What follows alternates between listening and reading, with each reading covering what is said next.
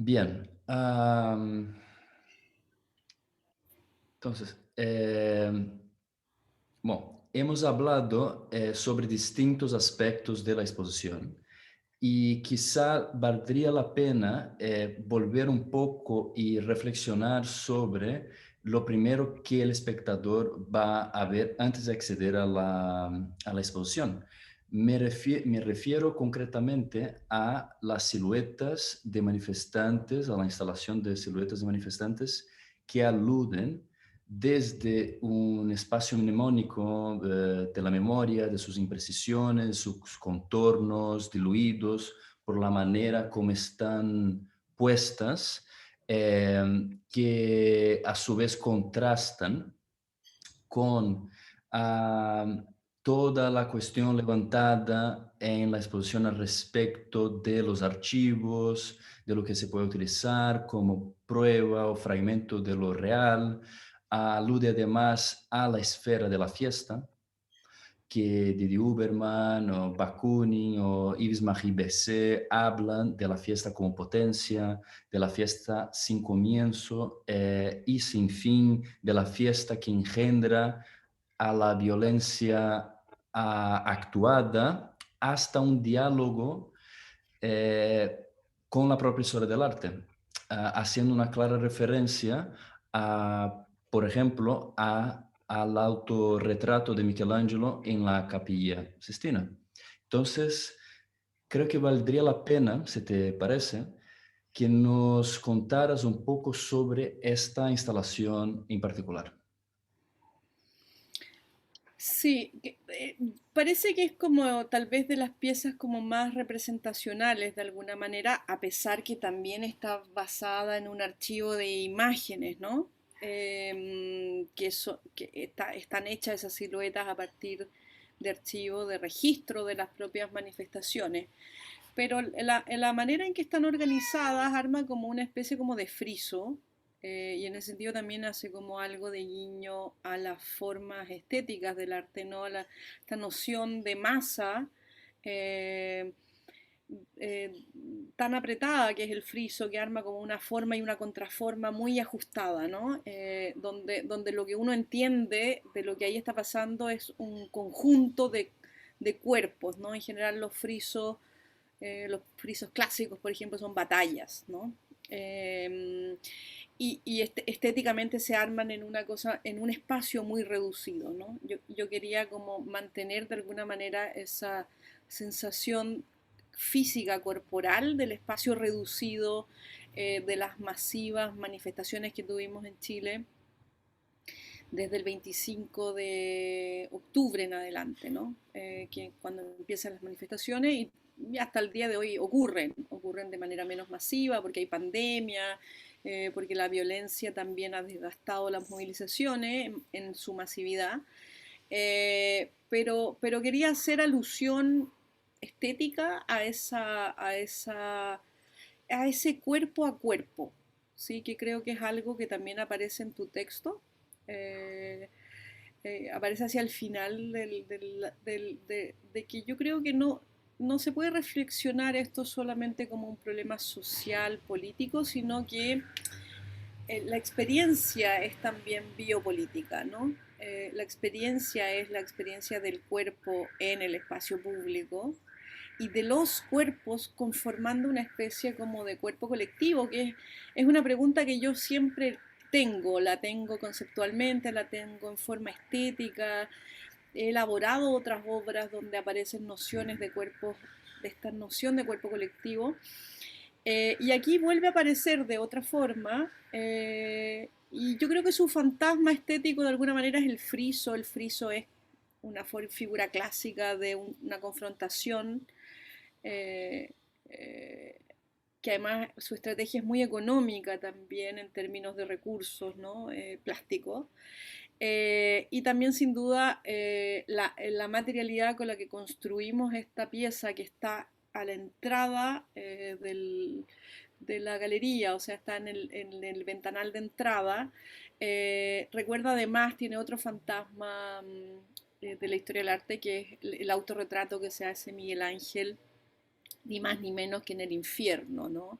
Cuando hace el infierno, se retrata como una piel desollejada, sostenida por San Pedro, si es que no me equivoco, o algún santo importante. Eh, y también porque la manera en que estas siluetas están dispuestas no son tan pop, sino que están recortadas y luego colgando de un gancho, y el propio material del papel poliéster que utilizamos recortado hace que se doble y se armen unos volúmenes tridimensionales. Entonces de esa manera la figura también pierde niveles de iconicidad y se transforma en una especie de materia al lado de otro cuerpo también colgante y un poco deformado, y juntos van armando como una especie de bloque. Eh, en esa idea como del cuerpo a cuerpo, que es una dimensión de la protesta social, de la manifestación ciudadana, que yo creo que es muy es una experiencia muy extraña, ¿no? Sucede en todas partes, sin embargo, cuando uno está ahí, hay algo de ritual, hay algo arcaico, hay algo eh, que nos conecta no racionalmente, debe ser también por la proximidad de los cuerpos, por el baile, por el canto, por el miedo, por la alerta, por el otro, los otros que están constituyendo ese momento y ese espacio. Y claro, yo creo que sin duda es una especie de ritual, un ritual social ancestral, creo yo, ¿no? Ancestral, político también, pero que nos lleva hacia unas concepciones de sociedad, creo yo, más básicas, ¿no? Cuando la sociedad se expresa en el reclamo, cuando la sociedad se expresa reclamando, en ese reclamo, cuando las personas se unen a un reclamo, algo sucede que es notable, ¿no? Y si te parece, creo que valdría la pena también regresar a esta cuestión de lo real lacaniano, en contraste con los archivos creados por las nuevas herramientas cívicas de los ciudadanos. Estaría bien, si te apetece, hablar un poco sobre estos registros fílmicos a partir de estos teléfonos móviles o los manifestantes, y cómo es este fenómeno aparece, se desdobla en la exposición. Sí, yo creo que la definición lacaniana del real, que conceptualmente es muy enriquecedora porque es el problema del lenguaje y es el problema de la imaginación, ¿no? Entonces, por lo tanto, en la definición que él hace, más allá si uno está de acuerdo o no está de acuerdo, es interesante estéticamente esa definición porque eh, refiere a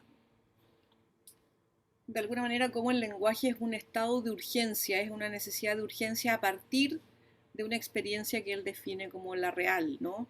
Lo que dice Lacan es que lo real no tiene lenguaje, y por lo tanto, como lo real no tiene lenguaje, es lo que nos hace experimentarlo de manera chocante, traumática. Y, y luego de esa experiencia, toda la energía de uno se dispone a tratar de encontrar el lenguaje para dar imagen a eso que ha producido un shock, ¿no? Y, y, y esta exposición particularmente en mí como artista tiene que ver con trabajar en ese nivel, ¿no? Yo he trabajado antes con la noción de trauma histórico, también con la noción de cuerpo colectivo, también con la noción de histeria que tiene que ver con lo traumático, pero distinto es ser una persona que vive un momento presente, donde sientes que ese momento presente está en un abismo, que puede ser muy destructivo y está siendo muy destructivo y estás absorbiendo esa vivencia como el real, ¿no? De alguna manera ese real desordena los códigos, desordena no solamente los códigos de la sociedad, no solamente la capacidad que uno tiene de nombrar eso que está sucediendo, sino que desordena, creo yo, elementos muy básicos, perceptuales, como por ejemplo la sensación de tiempo, ¿sí? Algo que pasaba en el estallido social es que todos los días parecían el mismo día y todo el tiempo parecía un presente absoluto, por ejemplo, ¿no? Y tenía que ver con que era imposible, creo yo, ordenar lo que estaba pasando, ¿no?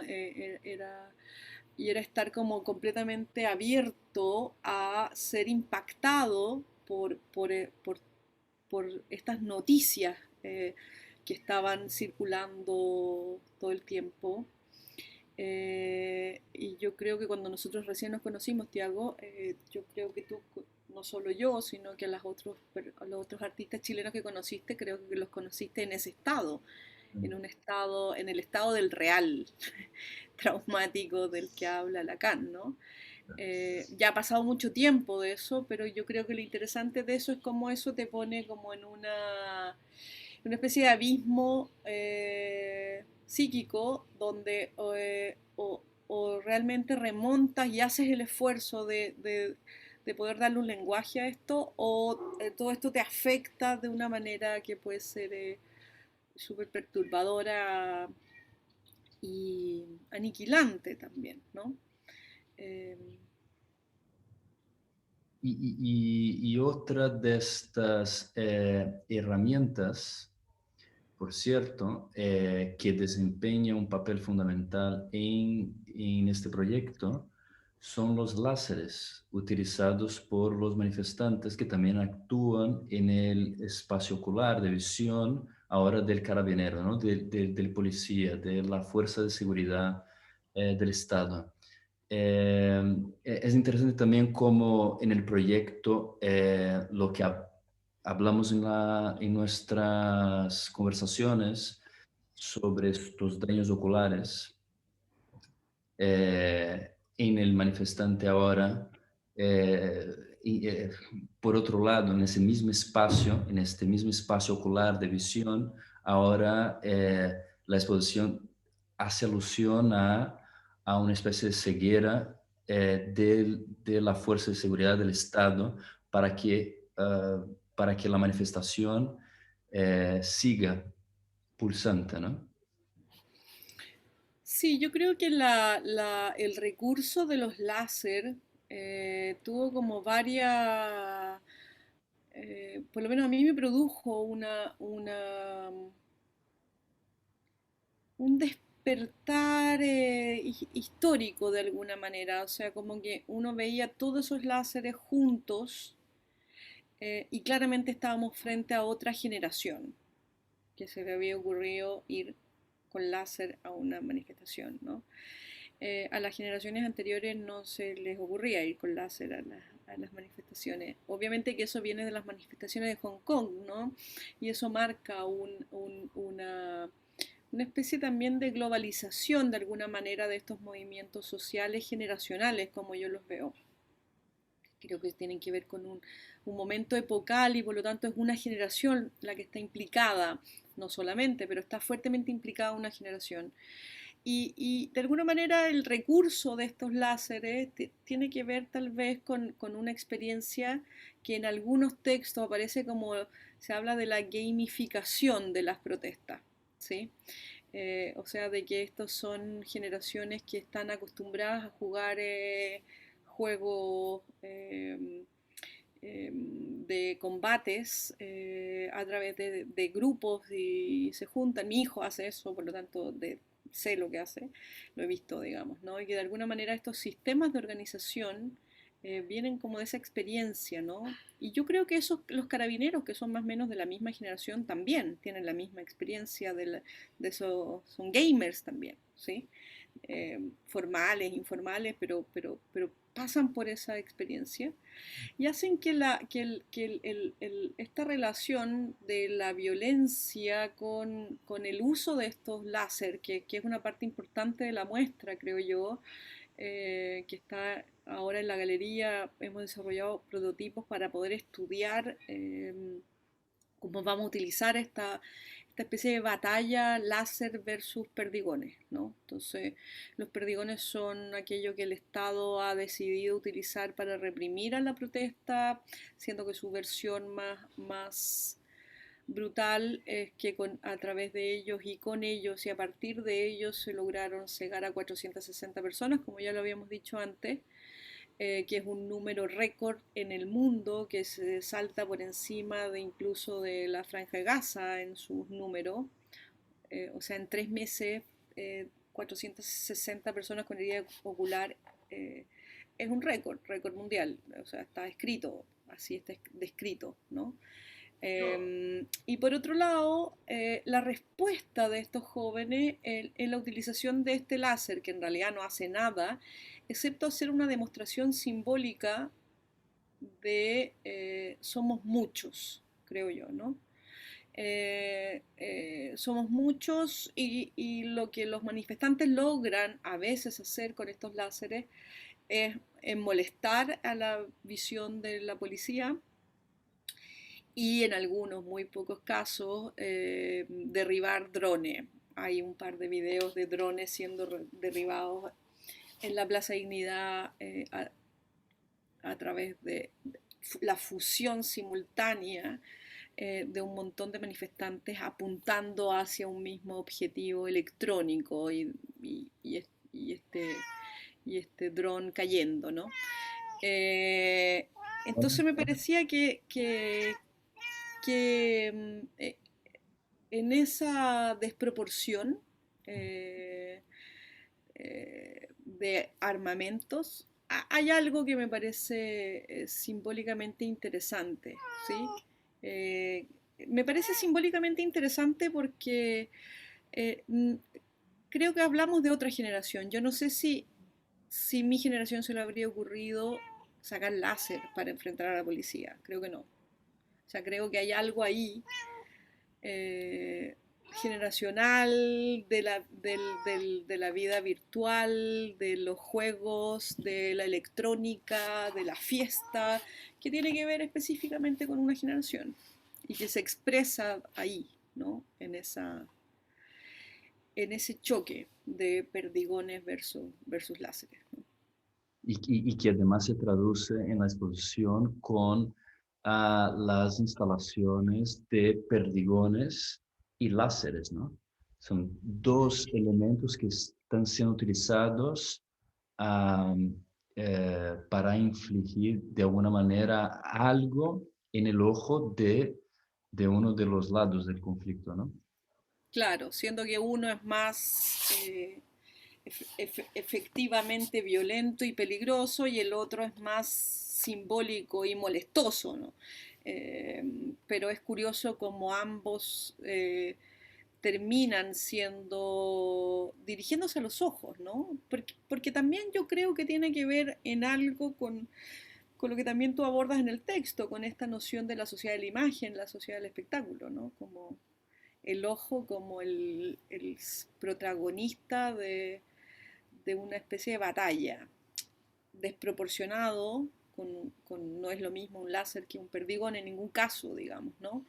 Pero, pero el láser como respuesta defensiva, entre comillas, también apunta hacia los ojos, ¿no? En el caso de la exposición se transforman esta confrontación material, inmaterial, de literalmente láser contra perdigones, ¿no? Y las esculturas son bastante aéreas eh, y también para mí implican materiales que tampoco conozco tanto, pero que lo vi en las protestas, ¿no? Que me pareció como un fenómeno visual, social, muy llamativo, digamos, muy tal vez